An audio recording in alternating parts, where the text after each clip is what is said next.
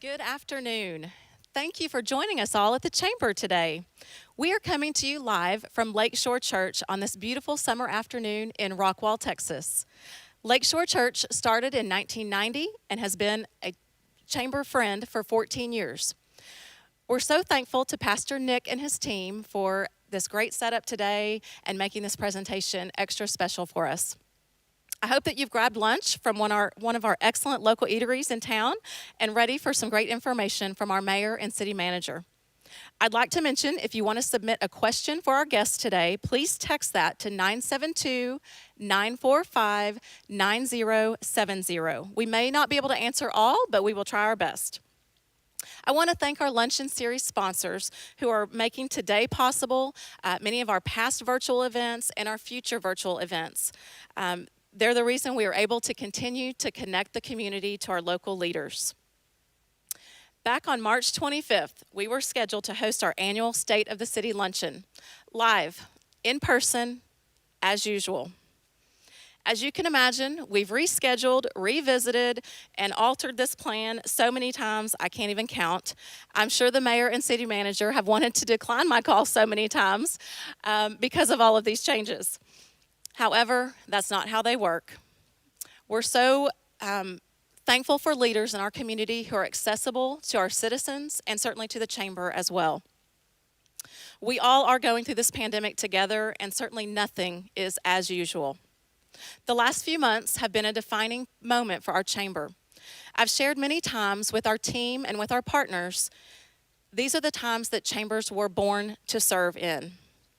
It was out of necessity that chambers were created to serve through adversity and help connect people and continue to solve problems and challenges. When you convene leaders, magic happens. Good ideas become great ideas. They may become the next best experience or thing for a community.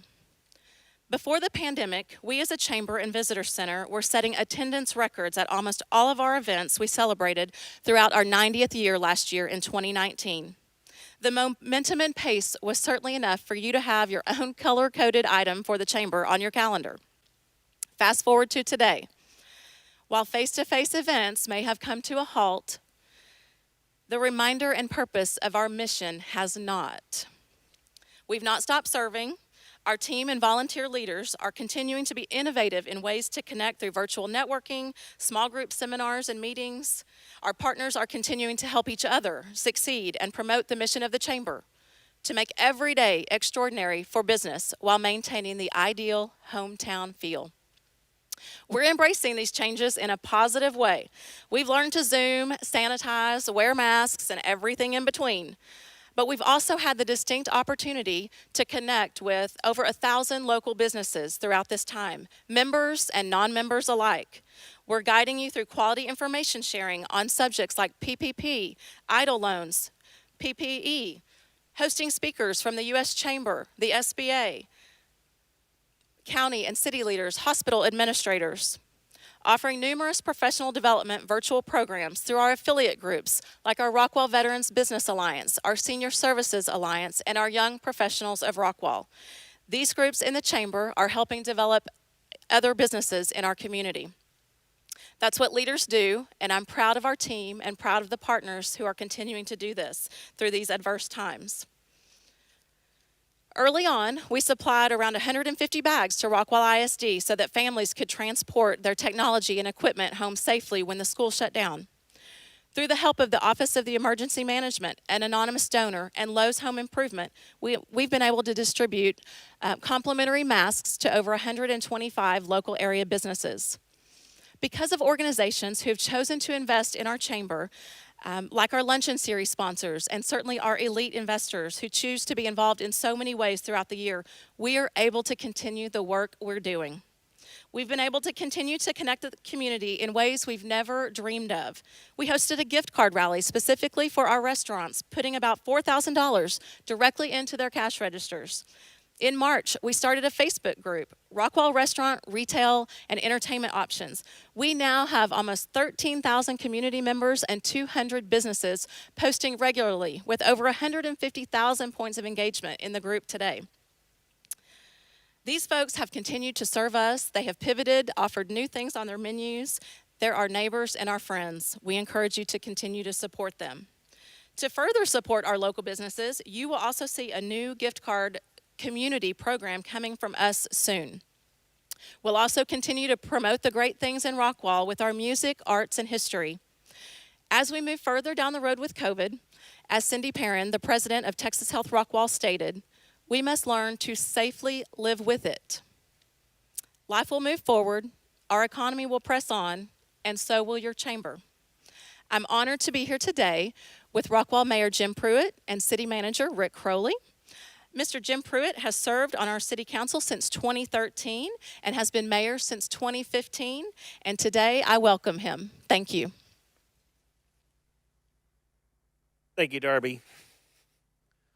I am honored to be the mayor of the city of Rockwall. I'm in my last year of my last term because we have term limits in the city of Rockwall. And it has been the pleasure of my life being able to represent the folks from the city of Rockwall over the last 6 years. I want to take a little bit of time outside of my regular slide presentation to talk about this as we talk about 2020 being a year of adaptability and resiliency. But so much is different. This last week it's been tough. It's been tough on folks named David for some reason. One of my good friends and client, Mr. David Raines, passed away from COVID yesterday. His family, Billy, and his son, Chris, they're all in our prayers. This virus is real, and people get it that are normally healthy. It can take a toll on them. But just as much, you can lose people from other reasons, too. The end of last week, we lost a great justice from the Fifth Court of Appeals that was from our city of Rockwall, Justice David Bridges, who was in a car accident coming back from East Texas and was killed by a wrong-way driving drunk driver on Interstate 30. I bring that up to you to tell you that, life still goes on. Justice Bridges was in East Texas where he's seeking an appointment for the new Congressional District 4. And I'll go over with you that just a minute in that we are going to have a new congressman that represents us. We don't have one right now. There's a vacancy. Also, I just want to say, as far as the community is concerned, the thing of wearing a mask or not wearing a mask or social distancing or not social distancing, I will tell you, has split this community, and it's darn near 50-50. And I'll tell you, people, you've got to take individual responsibilities for yourselves and your families. And I think that's what we've done pretty much here in the city of Rockwall. We've left it up to you. And I think if you'll look at the numbers, we have not seen those big spikes in numbers that they were talking about that we were going to have. Yes, this is serious. Yes, people are still getting sick. But I think that our residents are doing a great job in keeping themselves safe and knowing how much risk they're willing to take. We have a police officer, Officer Gaines, that has been on a ventilator for a certain period of time. He's been very ill. He is still in the hospital and still hanging on. So I hope that your prayers will go out to him. Mr. Crowley, Rick Crowley, who is our city manager, is going to talk in just a few minutes, and he's going to talk about the city and how COVID has affected our city. Let me get back to the congressional race. Now, this is kind of a different thing, and a lot of people have asked me about this, so I decided to cover this. Is that because John Ratcliffe, who is our congressman in Congressional District 4, is the new DNI, which is pretty much the domestic terror guy, all right? He was appointed by President Trump and confirmed by the Senate, so he is in that office now, being the head of intelligence for all the agencies in the federal government. And that left a vacancy. Well, it happened after the primary. Therefore, that position being on the ballot in November is going to be filled by a vote of 150 precinct chairs and county chairs within the 4th Congressional District. And that vote will take place on August the 8th. and that will take place in Sulphur Springs. So it's a very small number of people that are going to pretty much choose your next congressman, even though there's a Democrat in that race. The district is overwhelmingly a Republican district. So for all intents and purposes, less than 150 people are going to choose your next congressman. I want to go on with what you see the city council members that we have here. I am honored to serve with these guys. This is one of the best city councils that I've had the pleasure of serving with as mayor. Mr. Kevin Fowler is our mayor pro tem. Mr. Benny Daniels, John Hohenschelt, Trace Johannesson, Dana Macklick, who used to be the president of the chamber, and our newest one, Miss Anna Campbell, has joined us. And these folks are all very much business-friendly folks, very conservative council, and it's my pleasure to serve with them. The city itself is run by Rick Crowley, as I said before. We have two assistant city managers, Miss Mary Smith and Mr. Joey Boyd. And look, these guys are there to help you. If you've got a problem, call up there and ask for them. Call up to the city, and I get calls all the time of somebody wanting me to take care of a stop sign down, a pothole here, a pothole there, but they didn't get their garbage picked up. Well, all I do is call these guys. You can take me out of that loop and call them. If you've got something that really is a policy thing, then give me a call. Any of us are on our website. Any of the city council members will talk about that. But if you want something done fast, just call the city number or call the city non-emergency number, and I assure you these folks will get it done. Let's talk about the city of Rockwall over the last 10 years. In 10 years of growth, our population has gone from 35,000 to almost 45,000 folks. That's a 28% increase over the last 10 years. Our tax base is almost doubled from $2.24 billion to $4.12 billion. Our non-residential tax base has gone from $1.12 billion to $2.01 billion. Those are over 80% growth in those tax bases. Our total assessed value is up 82% over that 10-year period of time, and we now have $6.13 billion of assessed property within our city. You know, I know a lot of you have gotten your appraisals from the appraisal district. We did everything we could to try to allow ourselves to adopt just the assessments from the last year. There's a big problem with doing protests and those kind of things. It would just have been much easier had we had the time and the ability, if the governor would have just allowed us to adopt that assessed value for another year so our folks wouldn't have had to worry about it during this time when a lot of people, let's face it, unemployment's going to run out. We're going to start seeing people have their houses foreclosed on. Evictions are going to start back. They've been on hold, but folks that haven't been able to pay their rent and those kind of things is going to come up, and it's going to come up soon. Therefore, the least stress that we can take off of our citizens, the better. The sales taxes, and we'll get into this, our sales taxes in 10 years have gone up from $10 million a year to $18 million a year. So, you know, the city of Rockwall, we have been able to adopt the effective tax rate for the last 6 years that I've been the mayor. And what does that mean? Well, that means that as far as residential homeowners go, we've adopted the same rate as lowering the tax rate because your assessed values have gone up. We've adopted the rate that would allow us to bring in the exact same amount of money we had the year before without increasing the rate onto our individual taxpayers. I'm going to go over some of the things that we've been able to do and how do we do that? How have we been able to hire firemen, hire policemen, do things within the city? And it's because of these sales taxes. So how has COVID affected that? Well, if you look at March, you'll see that our numbers were down $73,000. In April, it was down $95,000. In May, it's up $118,000. Now, a lot of that from the May is one-time adjustment, and what that means is the comptroller, when they start sending us our money, they will find that, money that was in Garland should have gone to Garland. Money went Mesquite should have gone to Mesquite because we're all right here together. And so they do those adjustments periodically, and that's why you'll see those adjustment amounts. So you can tell it's having an effect on our city. Only time is going to tell over the next 6 months as to how it's going to affect those things. The city has already taken steps. We've really put a lot of projects on hold.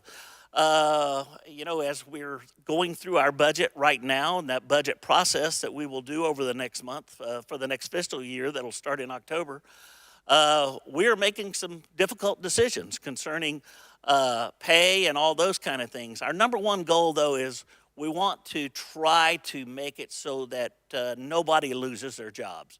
It's important to our city employees, and they have just been stellar in stepping up to the plate during this COVID crisis and really doing just a great job of helping us be able to keep them employed while being able to do all the services with the city.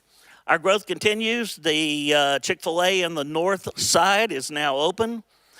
We've had 258 home permits in 2019. Our commercial value went up $119 million in 2009.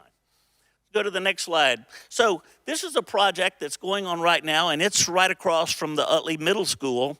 And this started out, we're very reluctant to approve any new apartments in the city of Rockwall. And I don't believe I voted for any apartments the time that I've been on the city council, except for projects like this, because they are age restricted. We legally put the terms in there so they have to be age restricted. We need a place for seniors to live. People in Rockwall, as they get older, they don't have time to do their yards and those kind of things. So this actual project here that's going up is an age-restricted, very high-end apartments. But what you see right in the front of these apartments is it's surrounding a memory care center that the same group is building right in the middle of that. And so they want it to be an all-care kind of thing, and your city council has been very much in tune to going along with that. A little bit about our budget highlights for this next year, or the last year. I've already talked about the 6-year 10 to lower taxes. We had 3 new full-time firefighters. When I came as mayor of the city of Rockwall, we didn't have all of our fire stations that were even covered with 2 firemen in each of them 24 hours a day. So when they would get to a fire, some of them would have to wait for another truck to come from one of the other fire stations, of which there are 4 in the city of Rockwall. Now we have full-time firefighters 24 hours a day, 7 days a week that man all of those stations. The police department, we added a mental health officer. We were seeing that mental health is taking quite a toll, not only on our citizens, but on our police officers. And as such, this mental health officer not only works with the police officers themselves and their mental health, but going to the scene if they've got someone who has a mental health problem, to go there and talk them out of it and get them treatment for where they're going to go afterwards. Our police department, we've welcomed a new police chief. Our ex-police chief, Kirk Riggs, what a great job he did. Max Guerin, a 27-year employee of the Dallas Police Department, has come here and has hit the ground running. We have an Explorer program where young men and women can join this Explorer program, and I've been very excited about this over the last few years. They're doing camps. They're doing camps within our schools. We didn't this summer because of the COVID crisis, but we've actually put into our police department a kid, I'll call him a kid, that at the time came up through that Explorer program and is now one of our police officers, and that's the reason we created this program.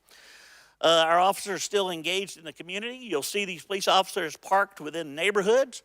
I could care less if they ever write a ticket on Interstate 30. all right? But I do want these officers in the neighborhood talking to our citizens, parked at the front of these subdivisions, so that if somebody's coming in to break into your house or to do things of that nature, they'll see a police officer present there and go on somewhere else. So I'm very, very proud of that.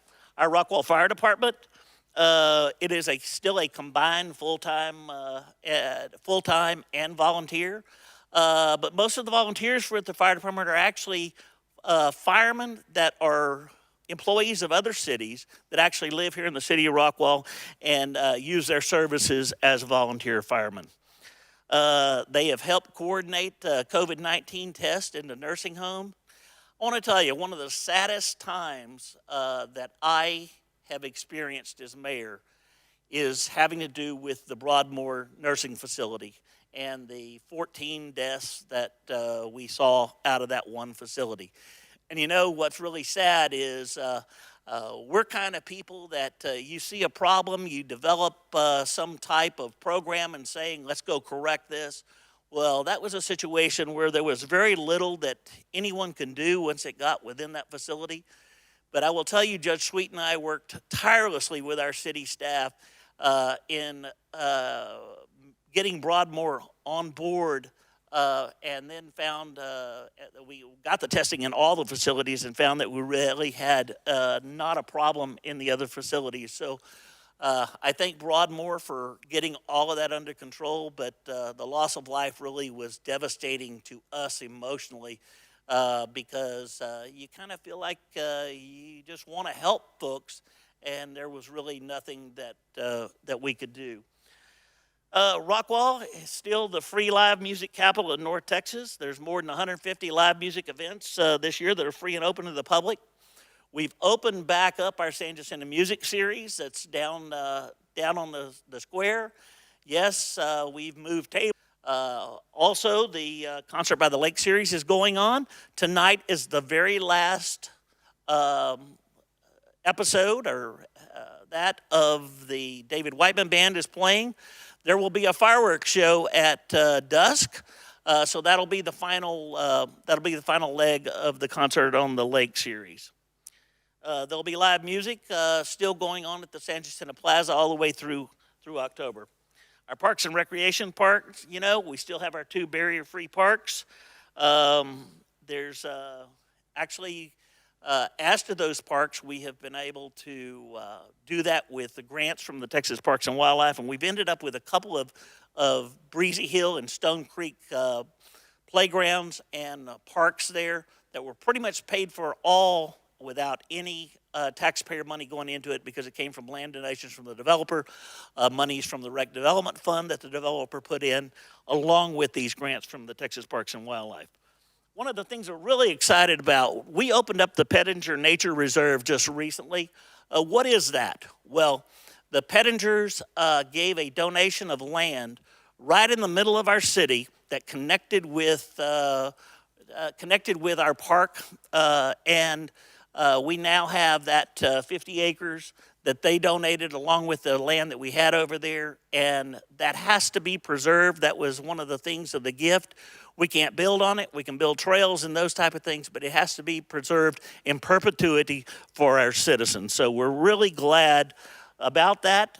We've had a partnership with the Texas Parks and Wildlife. They've gone out there and told a survey of every animal, every bug or whatever that's out there, and it's just amazing that we're going to be able to use that as a learning facility as our city puts up outdoor pavilions out there to bring kids in from school so they can teach them about nature and the different kind of things that are there. Our downtown is still bustling with activity, even though we've had the COVID events. Our merchants that are downtown have been very resilient and have come up with different ways of bringing folks in. Some of the events have been canceled down there, but we're always in support of downtown because it is the jewel that we have here in the city of Rockwall that goes back to our roots. The harbor, you've seen a lot of the businesses that are at the harbor. They're all doing great. Even through this pandemic time, they have remained open and serving customers. Let's see. The new condo development, I think, is about 60% full that was built down there on the hill. You're seeing a new project that's going in right next to the cinema down there. And you know, the cinema had just finished their construction, putting in the super video screens with food and drink and all of that, and lounge chairs and those kind of things within the movie. And then the COVID hit. Well, they got all their construction done, and this new condo project that's right next to it, people have asked me, well, what happened to all that parking space that they have bulldozed now to build this with? Well, part of them getting the zoning to build those condos there, they are required to build a parking garage that will replace all of that parking that was taken out. It will just be put into a parking garage. And lastly, let me get with volunteers. You know, our city, the thousands and thousands of hours that folks put in to making this a great city, not only volunteering for boards, commissions, those type of things. These are folks from downtown, the farmers market, the downtown association. That's what makes this city great. And I'll tell you, if the city of Rockwall, I think we will come through this, of course, the COVID. I do want y'all to know that the people at the city are very concerned about it. We are very optimistic that our folks are doing the right thing, and I count on you to do the right thing. At this time, I'm going to bring up our city manager, Mr. Rick Crowley, and he's going to talk a little bit about COVID and a little bit about history. Mr. Crowley.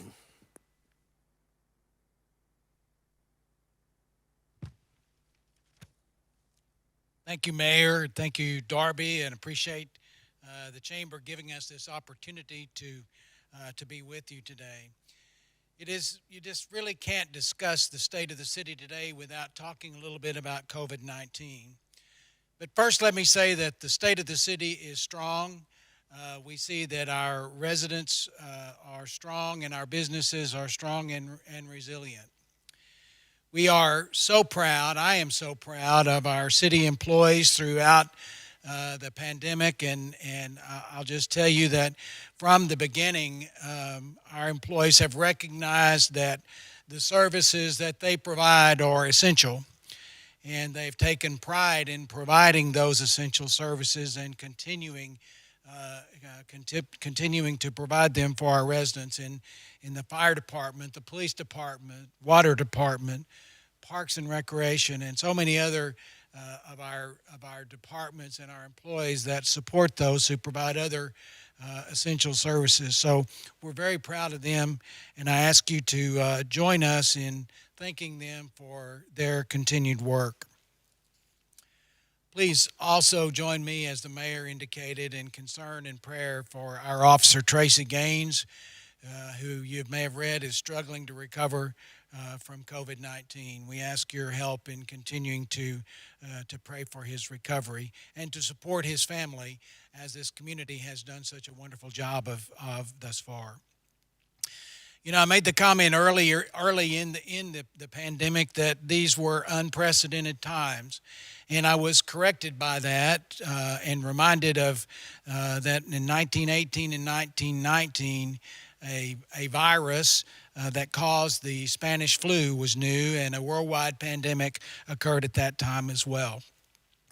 And you know, things are so different today in so many ways than was the case in 1919, yet our country has been essentially in similar times before. In the picture that you currently see, at first glance you might think that was an event, maybe a chamber luncheon or whatever. But actually what that is a makeshift hospital from 1918 and 1919 time period. When we hear, and we have heard and continue to hear the need to flatten the curve, it is this sort of situation that we all sought to avoid. A hospital circumstance that looked like this. I think by and large the curve has been flattened and remains rather flat throughout this time.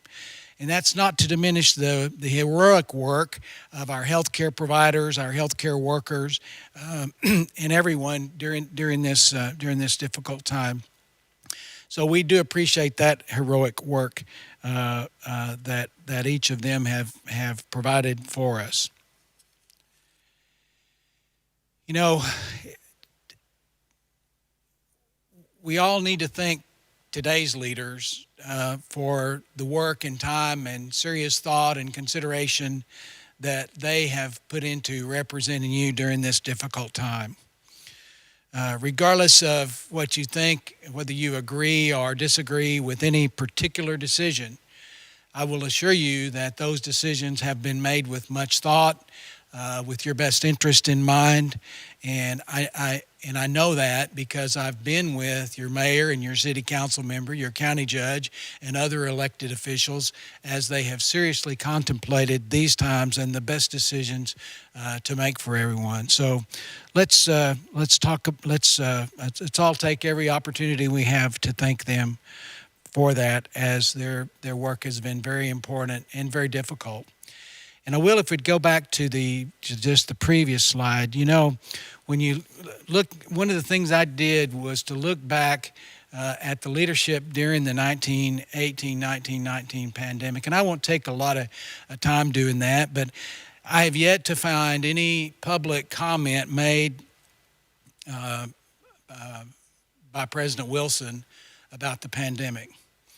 I've yet to find a comment made by then Governor Hobby about the pandemic in 1918 and 1919. And that's not to cast shadows or to criticize them.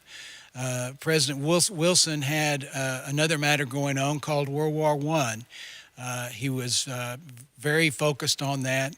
He was, as we know, troubled about the pandemic at the time and took steps, but he made no public comments about it. And Governor Hobby had just become governor of the state after his predecessor had been impeached and resigned that office. I also went back to our city minutes during that period of time, and there's nothing during the 1918 time frame mentioned in those minutes about the meeting. And certainly, as I say, not to discredit any of those earlier leaders, but our leaders have been very engaged, from the president to the governor to our city council, and we want to certainly take some time to appreciate what they've done. You know, the previous pandemic, more people died of the Spanish flu than died on the battlefield in World War I. It was a massive world problem. It received the name Spanish flu not necessarily because it started in Spain. Quite frankly, it probably didn't start in Spain, as most historians will say, but Spain was a neutral country during World War I, and they were not reluctant to report on the issues it was causing in their country.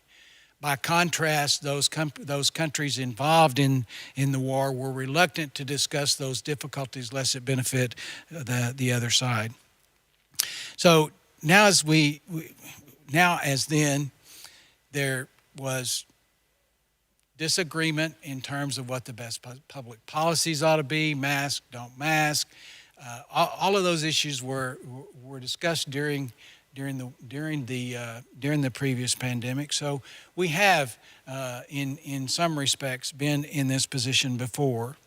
Now, as then, it is important that we figure out how to coexist and how to continue our lives with the new threats that this virus causes. That at least until adjustments and advancements are made in its treatment and prevention. I think it's also important for all of us to practice a certain grace and understanding of each other.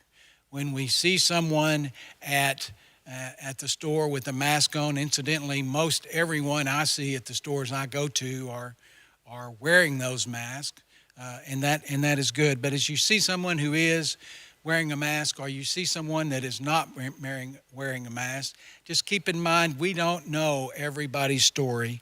There may be reasons why a mask is being worn or not being worn that we don't fully know and shouldn't know. But let's give everybody a little bit of grace and try to help each other through these difficult times. Both distancing and space and grace is needed at this time. As far as the state of the local economy is concerned, first, it's imperative that we all understand that people are hurting. Except it needs to be that we extend every possible helping hand to those who are hurting as is possible. And I know our community will continue to do that. We need to recognize that retail has changed. We don't fully understand what the extent of those changes are going to be, but we can expect that it will change. The mayor discussed retail sales. We think there's some things to be said positive about those, but we know there are going to be changes. I'm also told by several people in the real estate business that real estate sales in Rockwall are strong. In fact, they're setting records in the second quarter and throughout this pandemic. Overall, the city's property values continue to be strong, ranging at about a 6% increase, and that's some level of contrast from areas even fairly close around us. We expect in this year's budget that we will meet our revenue from building permits, which is a decent indicator of the strength of construction activity in our city. We see strong active planning and zoning cases, which I think is a testament to the confidence that people have in preparing to invest in our community and others in the future. We know that we're not done with the pandemic. We know that we're not done in the work dealing with it, and that it's not over. But we will be beginning to prepare we are in the process of preparing our budget for 2021. In accordance with our city charter, that budget as submitted by me to the council must be balanced, and certainly there will be no exception to that this year. And at the direction of our city council, the budget that will be presented to them will also include the no new tax rate, what used to be called the effective rate, which will mean essentially that because values have gone up, the rate will actually go down for a number of years, maybe 6-7 years in a row.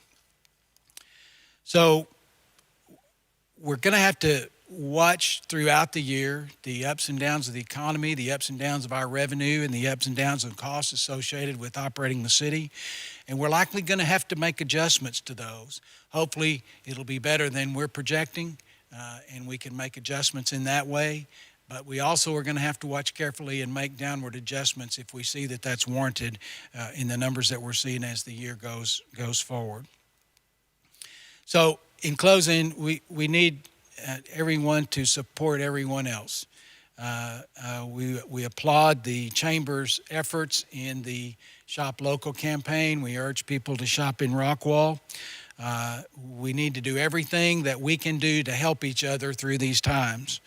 And this, when you think about it, is really, I think, a great opportunity for us to keep Rockwall, and that is by helping each other when help is needed. Thank you so much.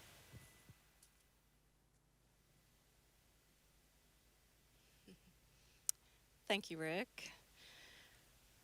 I have maybe just a couple of questions for you guys this afternoon. We have one regarding federal and state funds being made available to cities. How does that impact us locally? So the CARES Act money that the federal government put with the stimulus package that came in, allocated, and I'll just give you an example of this. In the situation where you've got counties that are over 500,000, which are all the big cities, Houston, Austin, Dallas, Collin County even also, they got their money directly from the federal government under that. It didn't have the rules to be passed through. All the rest of us counties here, all through East Texas, because of our populations being under 500,000, our money gets flowed through the state. So I'm going to give you an example for Rockwall. We were allotted $2.5 million of that CARES funding, but our governor decided to put some extra control on it. Okay. And so with that, we wanted to use that money to help businesses that were struggling. I get text, I got one yesterday even, saying, look, McKinney just gave this amount of money to this business that are getting started. Why can't you do that for me? Well, it's because of the rules that the governor put on them. So it has to be based, you can only use 25% over what you actually spent. So in our case, we've only actually spent roughly $40,000 in COVID-related expenses for the city, which makes it so we could only use a maximum of $10,000 to help businesses, Right. to help people that's houses are being foreclosed on, folks that are going to be evicted because they need some rent assistance and those kind of things. Luckily, the Senate bill that was just filed yesterday, if it comes through the U.S. Senate, actually tells the states that they can't control the way that money is. Why would the state be doing this? Well, I mean, it's just my opinion, but it looks to me like they want all that money sent back. We'll be sending back $2.4 million back to the state, and the state will use that to cover their budget shortfall that they have. Yes. So I think it should be used here locally because that's what the feds wanted that money to go. Great answer. Thank you for sharing. I know that y'all have probably gotten that question many times. I think I'm getting a couple of other questions coming in. Let's see what we have. Not that one. That was not a question.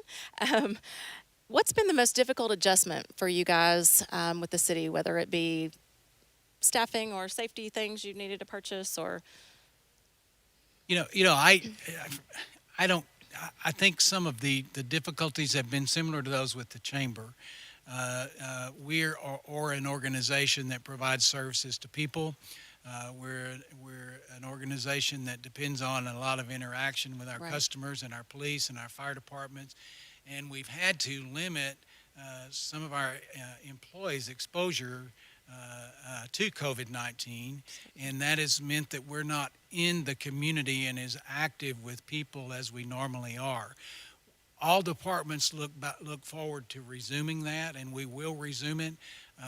But that has been difficult for us when there is an event or a group of people, and our police officers like to get down and visit with those Absolutely. people. Our firemen like to go places and help people.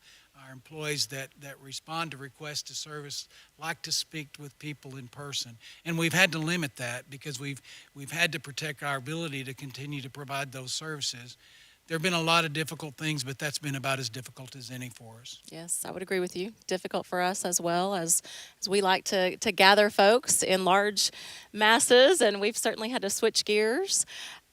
Mayor, as you are beginning to term out, we know what you're looking to for the future, because you mentioned it today. But what do you consider your biggest accomplishment since you've been in office? Well, the first goal that we had coming in is dealing with the harbor and how the harbor was owned by the federal government, and they had just darn near run it into the ground. And that took about 2 years of intense work and going to Washington to finally get them to sell it. And so you're seeing what's happening now. The other accomplishments that these folks from the city have helped me with has to do with being able to keep the tax rate down so that folks can afford to live in their own houses, Right. because things were just growing so astronomically.